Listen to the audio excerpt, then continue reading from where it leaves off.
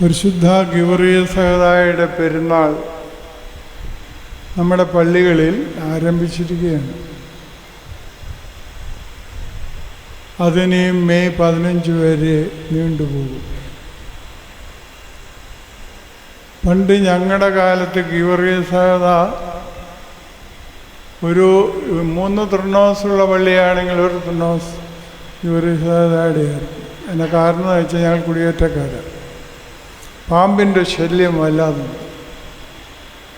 അതുകൊണ്ട് ഞങ്ങളുടെയൊക്കെ വിശ്വാസം ഗീവർഗീസ് സാന്നിധ്യമുണ്ടെങ്കിൽ അതുണ്ടാവില്ലെന്നാണ്. ഇന്ന് ഗീവർഗീസായ നമ്മൾ പെരുന്നാളിൽ കുരുക്കിയിട്ടിട്ടേ ഉള്ളൂ. നമ്മളുടെയൊക്കെ ജീവിതത്തിലെ ഗീവർഗീസ് ഉണ്ടോ എന്നത് സംശയം. മാർത്തോമാ ശ്ലീഹ പോലും നമുക്ക് സമരം ചെയ്യാൻ നേരത്തെ ഉള്ളൂ, അല്ലാത്തപ്പോൾ ഇല്ല. നമ്മുടെ പള്ളികളിൽ നോക്കി ഒരുപോലെങ്കിലും മോർ ഗീവർഗീസിനെ ചൊല്ലി. മാർത്തോമായ നിങ്ങൾ ഓർത്തോ? ഇല്ല. മാർത്തോമായല്ലേ ആദ്യം വേണ്ടത്. എനിക്ക് പരിമളത്തിനോട് ഭക്തി കുറവൊന്നുമില്ല, യോനാസിനോടും ഭക്തി കുറവില്ല. പക്ഷേ നമുക്കെന്താണ് പ്രഥമ സ്ഥാനം എന്തിനാണെന്നുള്ള ചിന്ത നാം പഠിക്കേണ്ടിയിരിക്കുന്നു. ഞാൻ നിങ്ങളെയല്ല, എല്ലാവരും ഇത് തന്നെ ചെയ്യുന്നു. നിങ്ങളെ മാത്രം വഴക്കുമായിട്ട് വല്ല കാര്യവും. വഴക്കുപറച്ചിലല്ല, ഒന്ന് ഓർമ്മപ്പെടുത്തൽ മാത്രം. ഗീവർഗീസ് നമുക്ക് തരുന്ന വലിയ പാഠങ്ങളുണ്ട്. അതിലൊന്നാമത്തെ പാഠം എന്ന് പറയുന്നത്, 2 നേരം പ്രാർത്ഥനയുണ്ടോ എന്ന് ചോദിക്കുമ്പോൾ എല്ലാവരും പറയുന്ന ഒരു വാക്കെന്താ നമുക്കറിയാം. അച്ഛന്മാർക്കും തിരുമേനിമാർക്കും വേറെ പണിയൊന്നുമില്ല. ഇപ്പം അച്ഛന്മാരും അതിൽ നിന്ന് മാറിയോ എന്ന് സംശയം. വിവാഹിതരില്ലാത്ത അച്ഛന്മാരും മത്താന്മാരും മാത്രമായോ എന്ന് സംശയം. എല്ലാവരും കാനോന നമസ്കാരം ചൊല്ലുന്ന, ശീമ നമസ്കാരം പാടി നമസ്കരിക്കുന്ന അച്ഛന്മാർ ഉണ്ട്. ഞങ്ങളുടെ വടക്കൻ മേഖലയിലൊക്കെ ഇവിടെയും കാണും. ഇല്ലെന്നല്ല ഞാൻ പറഞ്ഞു. ഐമേനികളുണ്ട്, അതും ഇല്ലെന്നല്ല പറഞ്ഞു. ദൈവത്തോട് ചേർന്നിരിക്കുവാൻ കുടുംബജീവിതം നയിക്കുന്നവർക്ക് പറ്റില്ല എന്നുള്ള, അല്ലെങ്കിൽ വേറൊരു ജോലി പട്ടാളക്കാരനായ ഒരാൾക്ക് കഴിയില്ല എന്നതിൻ്റെ ചിന്ത മാറ്റാൻ പറ്റിയ ആളാണ് ഗീവർഗീസ്. തൻ്റെ ഉയർന്ന ഉദ്യോഗം, അതിനെക്കുറിച്ച് ചരിത്രങ്ങളൊക്കെ നിങ്ങൾ പഠിച്ചിട്ടുള്ളവരുണ്ട്, അതിലേക്ക് പ്രവേശിക്കുക. ഈ പട്ടാളക്കാരനായ ഉയർന്ന സ്ഥാനത്തിരുന്ന പലതും കണ്ണടച്ചിരുന്നെങ്കിൽ രാജ്യത്തിൽ പ്രധാന ആൾ കഴിഞ്ഞാൽ, രാജാവ് കഴിഞ്ഞാൽ പിന്നത്തെ ആളായിരുന്നതിന്. പക്ഷേ യേശുവോട് ചേർന്നിരിക്കണമെന്നുള്ള ഒരു ബോധ്യം അദ്ദേഹത്തിൻ്റെ ഉള്ളിൽ ഉണ്ടായിരുന്നത് കൊണ്ടാണ് അദ്ദേഹം സകലവും വലിച്ചെറിഞ്ഞത്.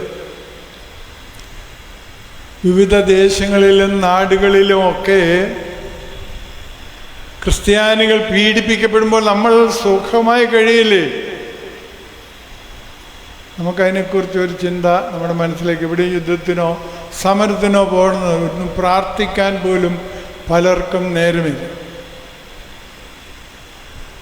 തൃക്കുന്നത്ത് സെമിനാരിയിൽ ഞാൻ ചെല്ലുമ്പോൾ ഒരു പ്രത്യേക കവറിനകത്ത് 2-3 തിരുശേഷിപ്പിരിക്കുന്നത് കണ്ടു. അത് കൊണ്ടുവന്ന് സുറിയാനി അറിയാവുന്ന ഒരാളെ കൊണ്ട് വായിപ്പിച്ചപ്പോൾ 2-3 ഉണ്ട്. അതിലെടുത്തും പ്രതിഷ്ഠ വെച്ചിട്ടുണ്ട്. ഒന്ന് 6-ാം നൂറ്റാണ്ടിൽ ജീവിച്ചിരുന്ന അറബിക്കാരനായ യൂഹാനോൻ്റെയാണെന്ന്.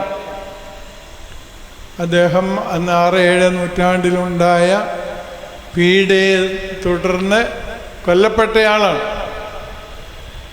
ആ തിരുശേഷിപ്പിൻ്റെ മുമ്പിൽ ബലിയർപ്പിക്കുമ്പോൾ ചിന്ത മനസ്സിലേക്ക് വരുന്നത്, നമ്മളൊക്കെ സുഖമായി രാജകീയമായി കഴിയുന്നു, ഇവരൊക്കെ എങ്ങനെ കഴിഞ്ഞു എന്ന് നാം ഓർക്കേണ്ടിയിരിക്കുന്നു.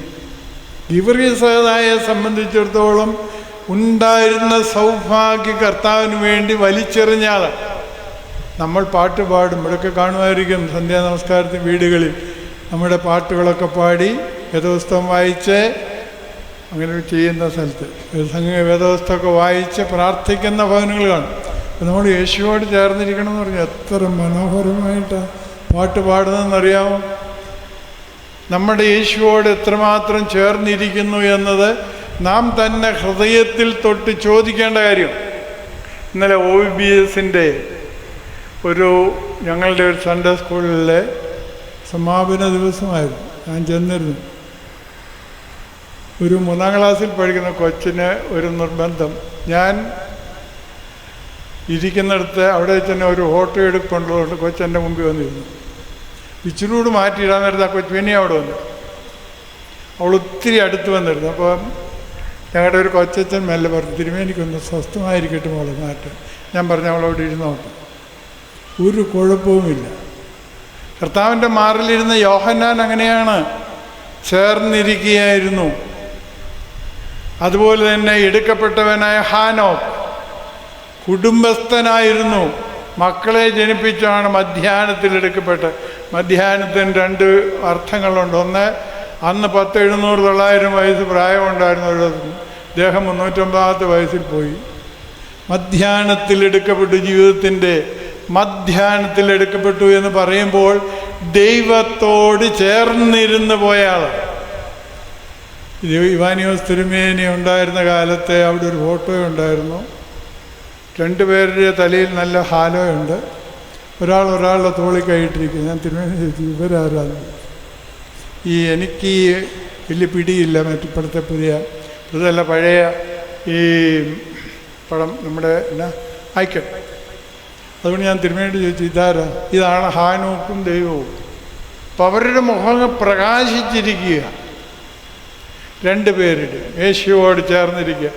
ദൈവത്തോട് ചേർന്നിരിക്കുവാനായിട്ട് നമ്മെ പഠിപ്പിക്കുന്നയാളാണ് ഗീവർഗീസ് സഹോദരൻ. ഞാനും നിങ്ങളും ഓർക്കേണ്ടതാണ്.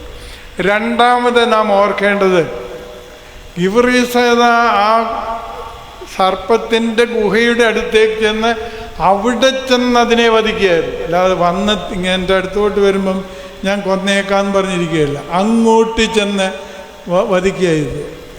വിശുദ്ധ മത്തായി ശ്ലീഹായുടെ സുവിശേഷത്തെക്കുറിച്ച് വ്യാഖ്യാനം പറഞ്ഞ കൂട്ടത്തിൽ പൗലൂസ് മാർ ഗ്രിഗോറിയോസ് തിരുമേനി 16-ാം അധ്യായം 38-ാം വാക്യമാണെന്ന് തോന്നുന്നു, അതിനകത്ത് പറയുന്നില്ലേ, പാതാള ഗോപുരങ്ങൾ ഇതിനെ അതിജീവിക്കുകയില്ല എന്ന് പറയുന്നു. ഇതിനെക്കുറിച്ച് തിരുമേനി പറഞ്ഞതിൻ്റെ വ്യാഖ്യാനം അങ്ങനെ അല്ലായിരുന്നു. പാതാള ഗോപുരത്തെ വിശ്വാസമാകുന്ന പാറ ചെന്ന് തകർത്ത് തച്ചുടയ്ക്കും. അതായത് ഇങ്ങോട്ട് വന്നിട്ടില്ല, അങ്ങോട്ട് ചെന്ന്. അത് കർത്താവ് ചെയ്തതല്ലേ. അവൻ പാതാളത്തിലേക്ക് ചെന്ന് പാതാളത്തിൻ്റെ നെടുങ്കോട്ടകളെ തകർത്തെറിയുക, വിശ്വാസമാകുന്ന പാറ. ഇത് തന്നെയാണ് ഗീവർഗീസ് സദാ ചെയ്തത്. ഇങ്ങോട്ട് വരുമ്പോൾ ഞങ്ങൾ നോക്കിക്കോളാം, ഞങ്ങൾക്ക് പീഡ വരുമ്പോൾ ഞങ്ങൾ നോക്കിക്കോളാം എന്നല്ല പറഞ്ഞതിൻ്റെ അർത്ഥം. അതിനെ നേരെ തന്നെ പ്രാർത്ഥനയുടെ ബലത്തിൽ ഇതിനെയൊക്കെ അതിജീവിക്കാനേ നമുക്ക് പറ്റുള്ളൂ. യുദ്ധം ചെയ്തും രക്തസാക്ഷികളായും പോയി എവിടെയല്ല. പക്ഷെ നിരന്തരമായ പ്രാർത്ഥനയിൽ കഷ്ടപ്പെടുന്നവരെ ഓർക്കുകയും വിശ്വാസത്തിനെതിരായി പ്രവർത്തിക്കുന്നവർക്കെതിരെ പ്രാർത്ഥിക്കുകയും ചെയ്യേണ്ടത്. അവർക്ക് സൽബുദ്ധി കൊടുക്കുവാൻ പ്രാർത്ഥിക്കണം. നമ്മുടെ ഗൾഫിലുള്ള മക്കളിപ്പോൾ കഷ്ടപ്പെടുന്നുണ്ട്. അത് നാട്ടിലുള്ളവർക്ക് അത് വേദനയാണ്. പലരോടും ചോദിക്കുമ്പോൾ ഈ വേദനയുടെ മധ്യേ എനിക്ക് കുഴപ്പമില്ല എന്ന് പറഞ്ഞ് ഞാൻ ഇരുന്നാൽ നാം യഥാർത്ഥ മക്കളല്ല, ഗീവർഗീസ് മക്കളുമല്ല. ആ രാജകുമാരിയെ രക്ഷിക്കേണ്ട ആവശ്യമുണ്ടോ? ഇല്ല. പക്ഷേ ഗീവർഗീസ് ചിന്തയിൽ അത് അത്യാവശ്യമായ സംഗതിയാണ്. അതാണ് യഥാർത്ഥ വിശ്വാസം. നാം പ്രതിസന്ധികളെ ഒഴിഞ്ഞു പോവുക എന്നല്ല, പ്രതിസന്ധികളെ നേരിട്ട് അതിനെ അതിജീവിക്കുവാൻ വേണ്ടി നാം പരിപൂർണമായി ശ്രദ്ധിക്കേണ്ടതുണ്ട്. അതിൻ്റെ അർത്ഥം പ്രതിസന്ധികൾ വരുമ്പോൾ അവിടെ പോയി തലവെച്ച് കൊടുക്കുക എന്നും കർത്താവ് പറഞ്ഞിട്ടില്ല കേട്ടോ. പ്രതിസന്ധികളെ ബുദ്ധിപൂർവം നേരിടുവാൻ, പ്രാർത്ഥനാപൂർവം നേരിടുവാൻ നമുക്ക് കഴിയണം. ഈ ഗീവർഗീസ് ഈ ഓർമ്മ പെരുന്നാൾ ദിവസം 2 കാര്യങ്ങളാണ് നിങ്ങളുടെ സ്നേഹത്തോടെ ഞാൻ ഓർമ്മപ്പെടുത്തിയത്. ഒന്ന്, യേശുവോട് ചേർന്നിരിക്കുക എന്ന് പാടിയാൽ പോരാ, ജീവിതത്തിലും പ്രവൃത്തിയിലും അവനോടൊപ്പം ചേർന്നിരിക്കുവാൻ എനിക്ക് നിങ്ങൾക്കും കഴിയണം. രണ്ടാമതായിട്ട് നമ്മുടെ വിശ്വാസത്തിൻ്റെ തീഷ്ണത. അതുകൊണ്ട് ഏത് മലയെയും മാറ്റിമറിക്കാൻ കർത്താവ് പറഞ്ഞില്ലേ, നിങ്ങൾ വിശ്വാസത്തോടെ ഈ മലയോട് പോവുക എന്ന് പറഞ്ഞാൽ പോവും എന്നും പറഞ്ഞ് എനിക്ക് വിശ്വാസം കൊണ്ട് പോയി പറഞ്ഞിട്ട് കാര്യമുണ്ട്. അത്രമാത്രം തീക്ഷ്ണമായ വിശ്വാസം നമുക്കുണ്ടോ എന്ന് ചിന്തിക്കുക. ഇല്ലെങ്കിൽ ഗിവറീസായെ പോലെ, ഹാനോക്കിനെ പോലെ ദൈവത്തോട് യഥാർത്ഥമായി ചേർന്നത് വിശ്വാസപൂർവ്വം ജീവിക്കുവാനുള്ളതായ പരിശുദ്ധാത്മകൃപ എനിക്ക് നിങ്ങൾക്കുണ്ടാകട്ടെ എന്ന് പറഞ്ഞ എൻ്റെ വാക്ക് ചുരുക്കുന്നു. ദൈവം തമ്പുരാൻ നമ്മെ അനുഗ്രഹിക്കട്ടെ.